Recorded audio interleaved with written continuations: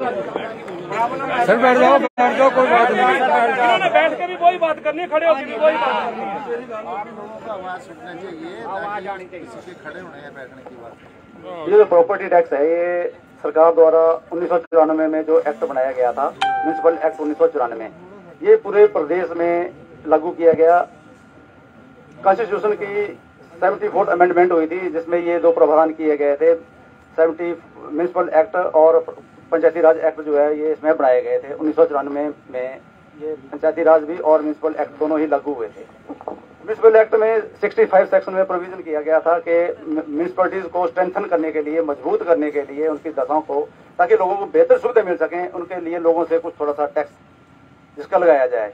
Tax की व्यवस्था भाषा जो है, टैक्स के बदले में हमें किसी सार्वजनिक लाभ दिए जाते हैं, निजी लाभ तो नहीं दिए जा सकते हैं। किसी प्रकार का टैक्स, चाहे वो संपत्ति कर हो, GST हो, चाहे इनकम टैक्स हो, उसके सार्वजनिक लाभ लोगों को दिए जाते हैं, ना कि निजी लाभ दिए जाते हैं। तो नगर पंचायत में जो जैसे रास्तों की व्यवस्था, शौचालयों की व्यवस्था, सार्वजनिक शौचालय, सार्वजनिक रास्ते, स्ट्रीट लाइट और बेसिक एम्यूनिटीज जो आवश्यकताएं रहती हैं, वो उनको पूर्ण करना है, वो इन्हीं संसाधनों से पूर्ण की जाती हैं। नगर पंचायत की तलाई की जो बात है, यहाँ पर तो इनकम आय के संसाधन नगर पंचायत के बहुत ही सीमित हैं। यहाँ पर एक वर्ष की इनकम जो नगर पंचायत की है, 1 से 1.5 लाख 2 लाख रुपए तक की है। निजी इनकम जो है, सरकार से जो अनुदान प्राप्त होता है, उससे सफाई व्यवस्था के लिए तकरीबन वो पैसा खत्म हो जाता है, वो भी पूर्ण नहीं हो पाता है। तो टैक्स जो यहाँ लगाया गया है, उसको अभी हमने विचार भी किया था हाउस में, फिर पुनः रखा गया था इसको। इसकी दरों को हम कुछ कम करेंगे, जितनी भी यथासंभव हो सकेंगी हैं, ताकि जनता को उसका अधिक से अधिक लाभ हो और सरकार के निर्देश जो है उनकी भी अनुपालना हो जाए, एक्ट की अनुपालना। नगर पंचायत द्वारा यह अधिरोपित नहीं किया गया है। नगर पंचायत द्वारा सिर्फ इसकी दरें निर्धारित की गई थी, इतने प्रतिशत की दर से उसको लगाया जाए। इसकी जितनी भी होगी उनको हम जितना कोशिश करेंगे कम से कम। और जो लोग, जैसे इन्होंने अभी बताया, सरदीप जी ने बताया था कि हमारे बहुत सारे ऐसे निवासी हैं जिनके पास सामर्थ्य नहीं है कि वो अपने उसको टैक्स को जमा करवा सकें, उनके ऊपर भी हम एक्ट के प्रावधान के अनुसार ही उनको माफ भी करेंगे। जिनका नहीं हो सकता है उनको हम माफ भी करेंगे। जो एक्ट में प्रावधान है, सेक्शन 79 में प्रावधान कर रखा है कि अगर कोई व्यक्ति सक्षम नहीं है, उसकी दशा को लगता है, जैसे सदन को, हाउस को प्रॉपर्टी लगता है कि ये उसमें सक्षम नहीं है, तो उनको भी हम माफ करेंगे इसमें। लेकिन ये टैक्स जो है, ये तो मैंडेटरी है और इसके बिना सरकार से किसी प्रकार का अनुदान नहीं मिलेगा। सरकार के द्वारा निर्धारित किया गया है कि अगर 1% हम टैक्स लेते हैं, 1 रुपया लेते हैं, तो सरकार 2 रुपए और देगी, तो 3 रुपए हमारे पास होंगे, तो 3 रुपए से हम ताकि कार्य करवा सकें। व्यवस्थाएं तभी दी जा सकती हैं जब हमारे पास संसाधन होंगे। बिना संसाधनों के कोई भी व्यवस्था किसी भी व्यक्ति को नहीं दी जा सकती है। धन्यवाद सर। और कुछ यही पूछ रहे हैं ना, 30 साल से लगा हुआ है अपने एरिया में, जो बाजार है वहाँ पे नहीं वो विकसित हुआ, तो आगे कैसे विकसित होगा? चलो ठीक है, गाँव में नहीं टैक्स लगना चाहिए, गाँव में नहीं होता, गाँव गाँव में टैक्स नहीं लगना चाहिए। बताओ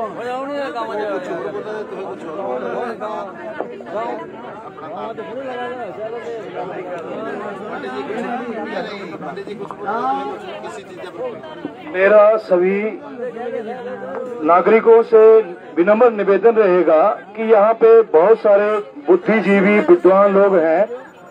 ये सचिव महोदय जो है हमारी बात के ऊपर ही यहाँ पे पहुँचे हैं, तो ये बहुत बड़ी बात है कि ये आज हमारे बीच में है और हमारी समस्याओं को सुन रहे हैं। तो कृपया थोड़ा मर्यादा में रह के और संयम के साथ आप लोग जो है अपने विचार रखें। धन्यवाद।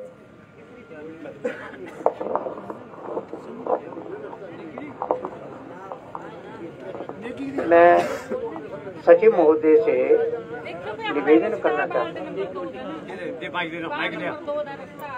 माइक दे दीजिए सर। ऐसा गिरूदा पूरे गांव का पानी आ रहा है, उधर कने कोई भी का नहीं, इतने पर बोल दिया पंचायत में जाकर, कोई किसी ने वो मुद्दा नहीं उठाया। ऐसे बोलने गई का भी वो है होना चाहिए कि खेत में भी, हमारे खेत में भी एक पानी आ रहा है, सारे गांव का पानी आ रहा है। ऊपर से वो लाइटें लगा दी उन्होंने खेतों में, जो मक्की चढ़ी आदि का दाना पानी कुछ नहीं। इसमें तो कुछ कोई फायदा नहीं है जो भाई का हो रहा भी क्या करना इस बाजी का करा पे बंद करो सारे मिलकर भी खेता भी नहीं होना चाहिए, कोई नुकसान नहीं हमारे में, और रास्ता भी बनना चाहिए वो अभी अभी जल्दी जल्दी उस नाली का पानी का साधन होना चाहिए। धन्यवाद।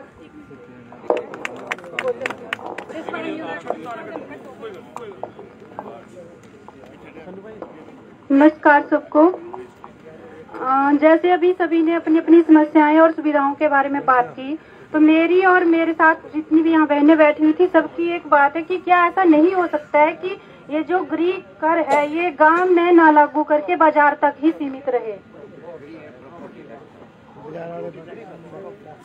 प्रॉपर्टी टैक्स जो है वो बाजार तक ही सीमित रहे, क्योंकि बाजार में जितनी भी बिल्डिंग्स है वो सारी गांव वालों की ही है, तो वहाँ से उनको इनकम भी आती है। और गांव में मैक्सिमम लोगों ने क्या बोलते हैं पता नहीं किस किस तरह से अपने मकानों को तैयार किया हुआ है, अभी तैयार हो रहे हैं मकान, आधे अधूरे हैं और उनको टैक्स का जो ब्यौरा है वो मिल चुका है। अभी तक उनका काम चला हुआ है, लेकिन वो सारे परेशान है इस चीज से। क्या मेरे बोलने का मतलब ये है कि क्या इस बात से जो हमारी जनता है इससे कोई ऐसा सोल्यूशन निकल सकता है कि ये जो प्रॉपर्टी टैक्स है वो बाजार तक ही सीमित रहे, ग्राम में इसको लागू ना किया जाए, क्योंकि मैक्सिमम बाजार की बिल्डिंगें भी गांव वालों की ही हैं। सर मैं आपको बता दूं कि ये अब ग्राम नहीं रहा हुआ है, इसको शहरी क्षेत्र घोषित कर दिया गया है 1984 से। अब इसमें ग्राम की परिभाषा नहीं आती है, जो एक्ट है वो ये बोलता है ये ग्राम नहीं है, इसमें शहरी की परिभाषा इसको 1984 से कर दी गई है, ये अभी नहीं की गई है, ये बस 1984 से लागू की गई है शहरी क्षेत्र की परिभाषा इसकी। अब ये इसमें ग्राम नहीं रहा है।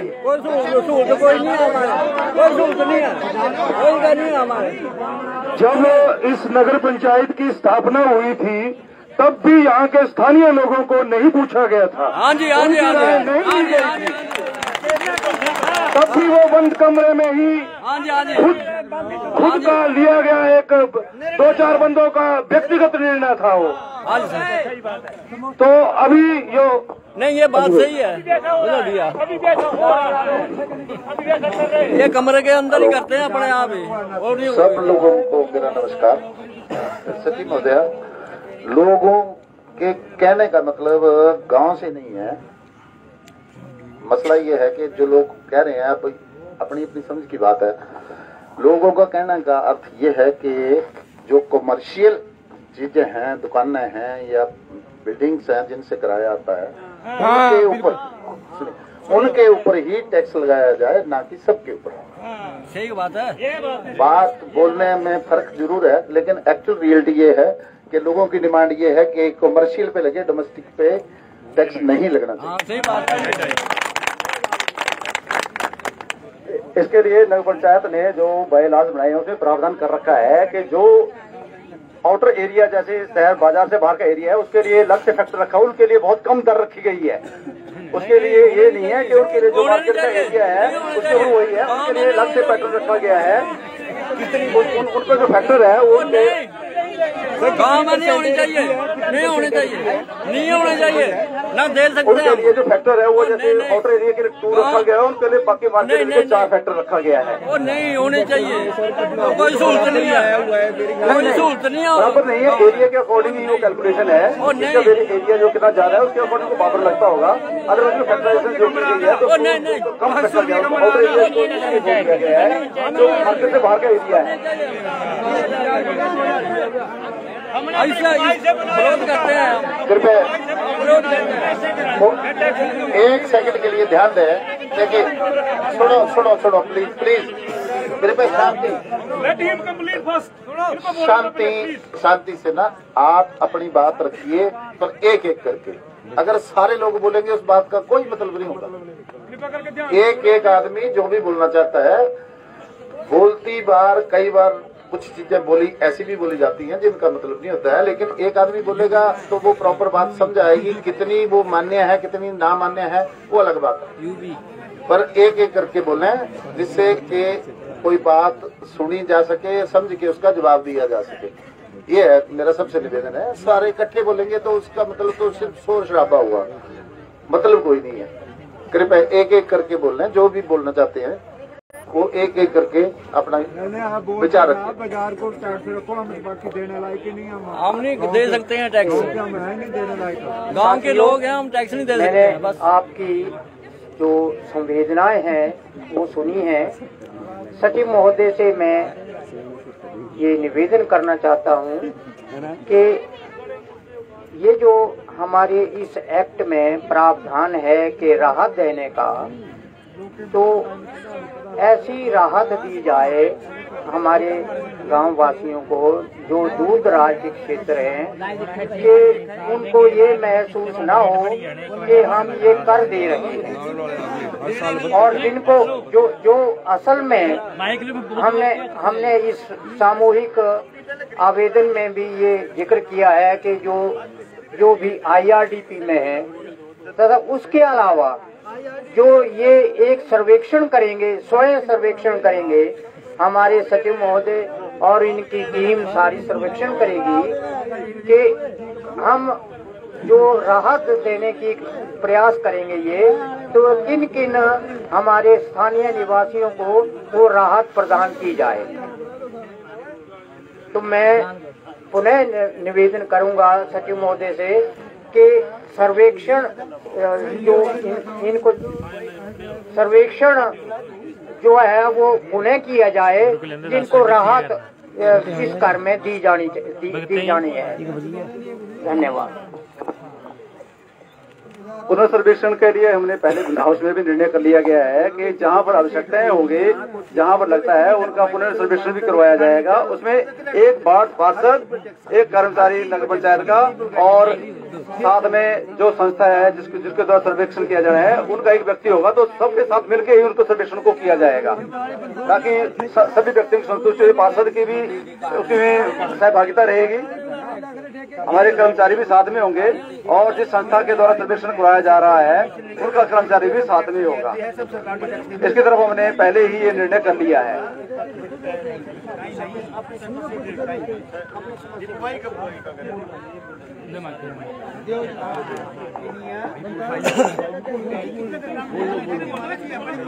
सभी को मेरा राम राम जय हिंद। मैं हौलदार ब्रह्मदत्त भारद्वाज, वार्ड नंबर 2। मेरा मकान जो है वो 3 मंजिला है, अभी भी तीसरी मंजिला अनकम्प्लीट है, और मैंने पूरी उम्र अपना पेट काट के 60 साल मैंने नौकरी किया है, उसके बाद वो बनाया, अभी तक भी वो अनकम्प्लीट है। और मेरे को जो है 2100 रुपए जो है टैक्स दे दिया। मैं अभी जो है वो घर में हूँ, अभी मैं कोई जिम्मेदारी भी नहीं करने लायक नहीं हूँ मैं, और मेरे को जो 2100 रुपए लगा दिया मैंने, अभी भी मेरा अनकम्प्लीट और टैक्स मेरे को दे दिया गया है। इसलिए जो है वो ये सोचा जाए बाजार में जो है वो टैक्स लगाया जाए, गाँव में टैक्स ना लगाया जाए। धन्यवाद।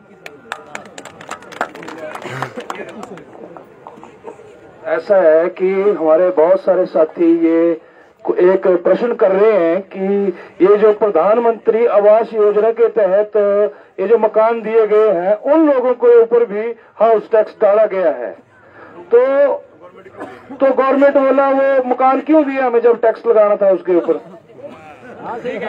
हमारे बीच में हमारे बुजुर्ग ठाकुर दास जी अपनी कुछ बात रखना चाहते थे, तो कृपया वो आ सकते हैं, वो अपने विचार रखें। बहुत ही बुजुर्ग हैं हमारे और बहुत ही बुद्धिजीवी हैं, और लोगों के बीच शिकायत ये है कि बाकी जो इलेक्टेड पर्सन है वो हमारे बीच में नहीं पहुंच पाए हैं, पता नहीं उसके क्या कारण रहा है। हर लाइव देख रहे हैं। श्री ठाकुर दास जी कृपया आए, अपने विचार रखें। बहुत पुराने हमारे यहाँ के बुजुर्ग हैं, प्लीज। प्रिय बंधु, माताओं, बहनों और बाकी उपस्थित जो यहाँ है, मेरी कुछ सेहत ठीक नहीं है ना, तो कुछ मैं अपने विचार रखना चाहता हूँ। नहीं, सबसे पहले तो ऐसा है कि जब इसका नोटिफिकेशन हुआ तो उस वक्त हाई कोर्ट शिमला में हमने इसका दावा किया कि नहीं होना चाहिए, लेकिन बाद में कुछ लोग मिले और जो प्रधान था उस वक्त वो उसने दस्तखत कराए 50-60 वहाँ पेश कर दिए, तब इसका नोटिफिकेशन हुआ। तो जनता जो है हर बात को समझती नहीं है। मैं 25 साल पंचायत में रहा, 8 साल सोसाइटी में रहा। इस सोसाइटी की हालात खराब थी तो उसको भी चलाया, लेकिन मैं कुछ कमियां आपकी बताना चाहूँगा। पहली तो सबसे बात है कि हम ध्यान नहीं देते हैं, ये कांग्रेसी है, ये बीजेपी का है, नत्थू फत्तू फलानी पार्टी का है। जब हमारे ऊपर कोई बात आती है हमें एक होना चाहिए, उनको बताइए कि हम तुम्हारी पार्टी के हैं। दूसरी बात कि देखिए आप, एक बार 5 साल जो एमएलए रहा उसको 1 लाख पेंशन, जो 2 बार रहा 2 लाख, जो 4 बार रहा 4 लाख पेंशन। आप लोग बोलते नहीं है, कहाँ से आता है पैसा? मधु की मक्खी जो है फूल को रस चूस लेती है और उससे शहद बनता है, उस शहद को गोई खा जाती है। जितना आपके ऊपर टैक्स इससे आधे से ज्यादा हमारे नेता खा जाते हैं। अब इसके लिए ये जो टैक्स आपके ऊपर लगाया गया है, क्या ये पंचायत के पास नहीं आया? पहले पंचायत ने आप लोगों को पूछा कि ऐसा है, आपको बुलाया, किसी को पूछा? किसी को नहीं पूछा आपने। दोष देते हम किसी को, पहले आप उसका जो नीचे की बात है उसको करिए। इलेक्शन में अच्छा आदमी देखिए, जिस आदमी ने 1.5 लाख रुपया खर्च कर दिया उसके मन में क्या भावना कि हमने सेवा करनी लोगों की? उसके भावना ये है कि हमने 1.5 लाख खर्च किया, 5 साल में हम कई लाख खा लेंगे। आपको बात समझिए, पहले अपने आप को आप बनाइए, अपने जो हमारे में कमियां उनको ढूंढिए आप, क्या हमारे में कमियां क्या है, समझे? जब हम अपनी कमियों को देख लेंगे तब हम दूसरे की कमी को, सब कुछ हो जाएगा। ऐसा कुछ नहीं होता।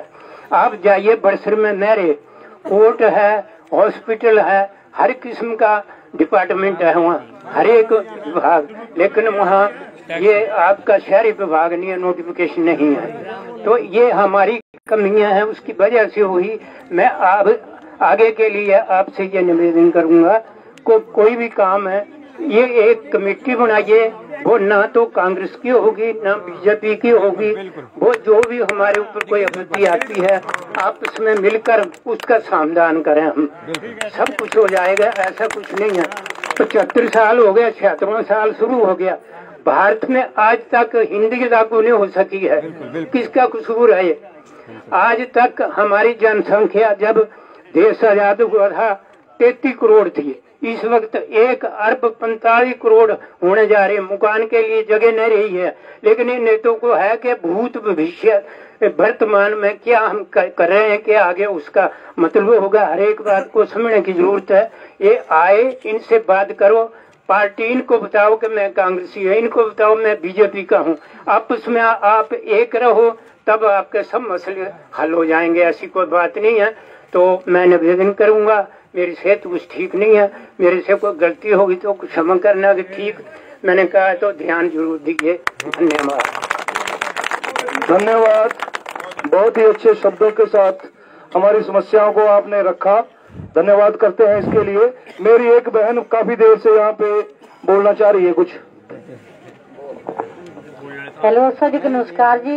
मेरे भाइयों को मेरी विनती है, देखो हम गरीब आदमी है, हमारे घर में कोई सरकारी मुलाजिम नहीं